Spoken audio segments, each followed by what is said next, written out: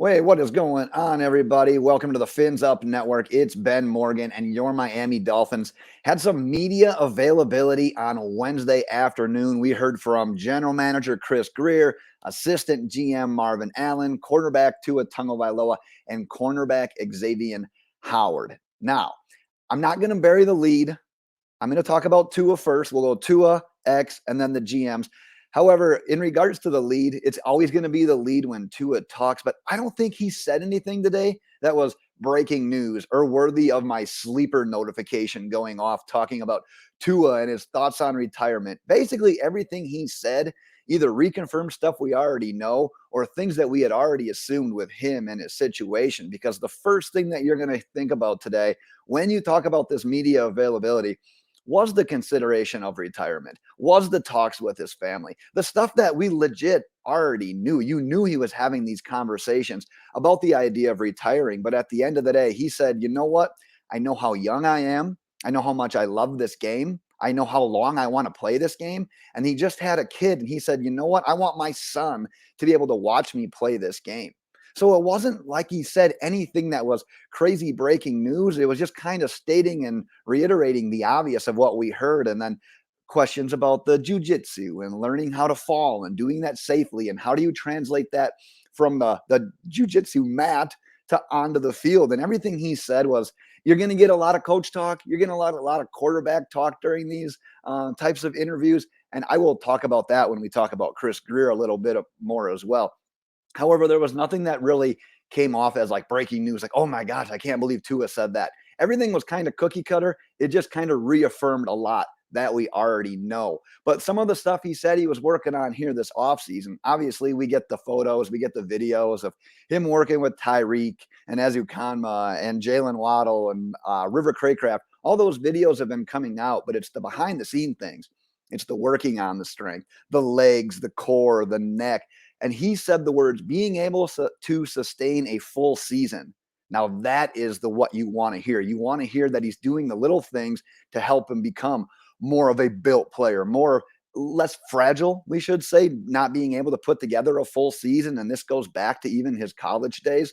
But even going back a little bit to the concussion stuff, kind of reiterated the fact that we already knew too. He said the doctors really aren't saying he's more susceptible to more future concussions or he's increasing his chances at CTE, because he said that the doctors have told him that the CTE stuff is more so like the constant, the repetitive hits that you're going to face on like an offensive, defensive lineman, running backs, linebackers, those type of positions. It's not the one-off concussion here or there.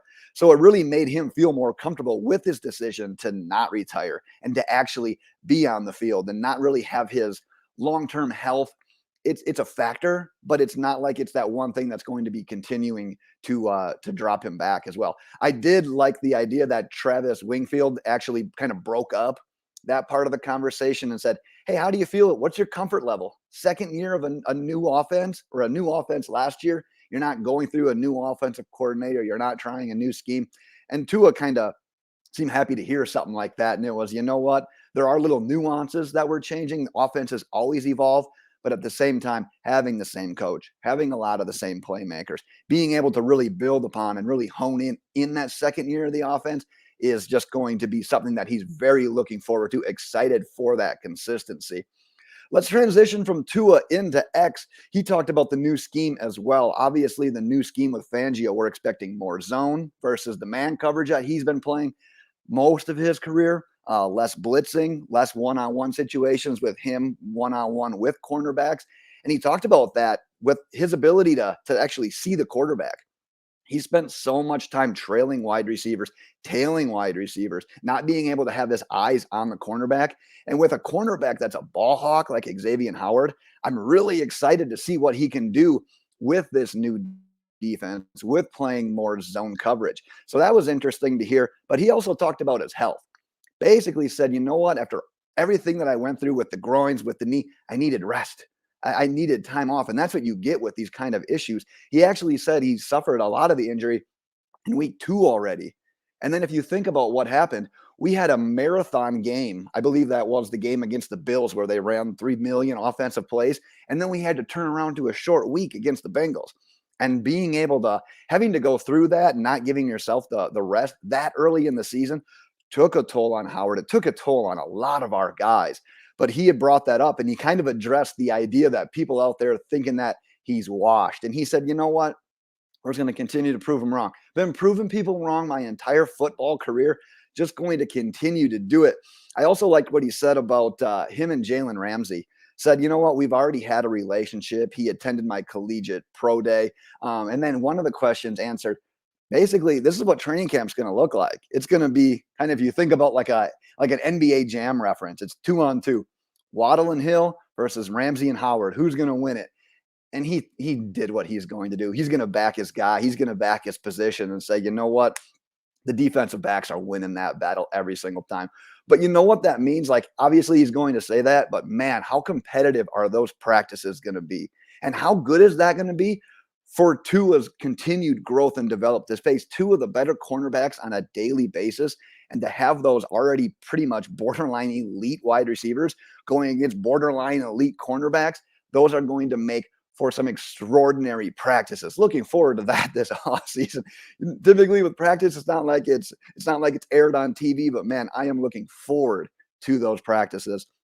And I'm going to wrap things up with the general manager, assistant general manager. We got Grier and Allen. And he talked about the offensive line, and what he said about the offensive line in particular is not going to sit well with a lot of people, especially a lot of my viewers that talk about the offensive line in the comments.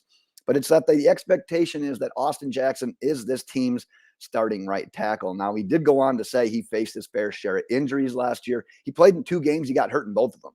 So pretty hard to judge what Austin Jackson was truly going to be capable of last year.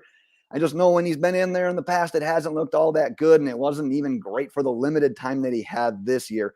But they want to give him a crack at right tackle. They want to keep Robert Hunt at right guard. They really like what Robert Hunt can do at right guard, and they want to keep him at that one position. Moving on to Cedric Wilson.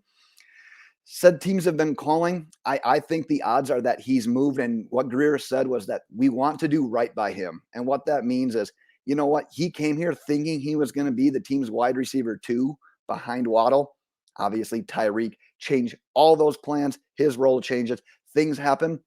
I do think the Miami Dolphins are going to be trying to move Cedric Wilson if the right opportunity presents itself. But sticking with the wide receivers as we continue to wrap up here, Chosen Anderson, talked about him a little bit a few days ago, essentially confirmed what we already knew there. No promises have been made, not guaranteed a roster spot, not guaranteed certain amount of snaps, nothing like that. He knows his role with this team, and he's not really promised anything. And Greer really said, like, I'm not going to like essentially hinder the growth of others. Makes me think of a guy like Eric Ezukanma. And it's like, you know what? We just invested a 4th round pick in him. We're not going to let a soon-to-be 30-year-old wide receiver take meaningful snaps away from a guy like Eric Ezukanma. So I kind of go with my initial belief on Chosen Anderson that he's on, for a lack of a better term, a shorter leash. He's going to have a limited role if he does have a role. And at the end of the day, he is not a guarantee to make this team's 53-man roster. Christian Wilkins, not much in regards to updates there. He said it remains essentially a financial thing. The last thing I was hearing, he kind of liked that Simmons deal that just got done by the Titans, around that 18 to 20 mil per year.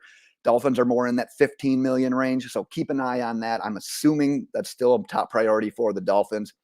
In regards to the tight end room, said they're happy with the current room, but acknowledged it is a good draft. It is a deep draft, and they believe there's going to be numerous tight ends that are selected early in the draft. So it didn't really say whether or not they'd be targeting one, but if you read between the lines, if things fall, if they hold those picks, tight end remains a very high probability with one of those picks. Well, one of the things, and this is probably the lead that I truly did bury, this is the part that I found the most interesting.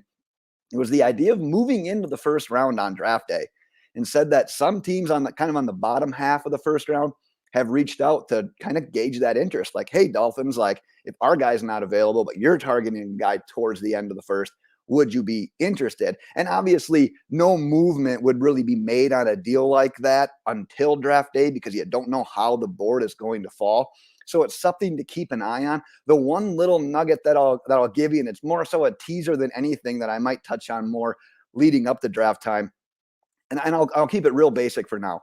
but it involves a team that has 2 first-round draft picks that might be looking to maybe trade one of those and get a 2024 first in return. And that team might be picking around like 18. So I'll let you do the math on that one. But the one thing to wrap it up here, they said they had pre-draft visits with every single position on the football field outside of quarterback, which is another thing that's kind of fairly obvious. Pretty set with your 3 quarterbacks. You committed to Tua by picking up his 5th-year option long before the deadline was set to approach. You ended up bringing in Mike White, and you already had Skylar Thompson. So the odds of the Dolphins selecting a quarterback while only having 4 selections were very minimal. So that's obviously some news that's not technically news. And then wrapping things up with Braxton Berrios. Miami basically acknowledged, you know what, we've got a primary returner. Kicks, punts, we've got a guy that's been able to do it in college, in the pros. He's good at it. That's going to be his primary duty. And then we're going to mix him in at the slot as well. And it wasn't like he's going to be the designated slot guy. He's going to hone in on only the slot, which kind of makes you think, well, Wilson is still on the roster, but is Eric Ezukanma going to get a chance at being that bigger slot? Or is River Craycraft going to be a guy? Is there going to be an undrafted guy? Is it Braylon Sanders? Is it a guy that they end up drafting? We'll have to see, but it doesn't look like Braxton Berrios is 100% sold on being the team's only primary slot wide receiver. More so, get some run, but also get some run in that return game. But that is what I have got for today's media availability, Dolphins fans. If you have any thoughts on any of the news we went over, go ahead and drop them in the comments. And I will be back. Like I said, every day that there's news like this, we'll be having a video like this. Every day there's not, it's my goal to get a draft-related video out. So until then, Dolphins fans, fins up.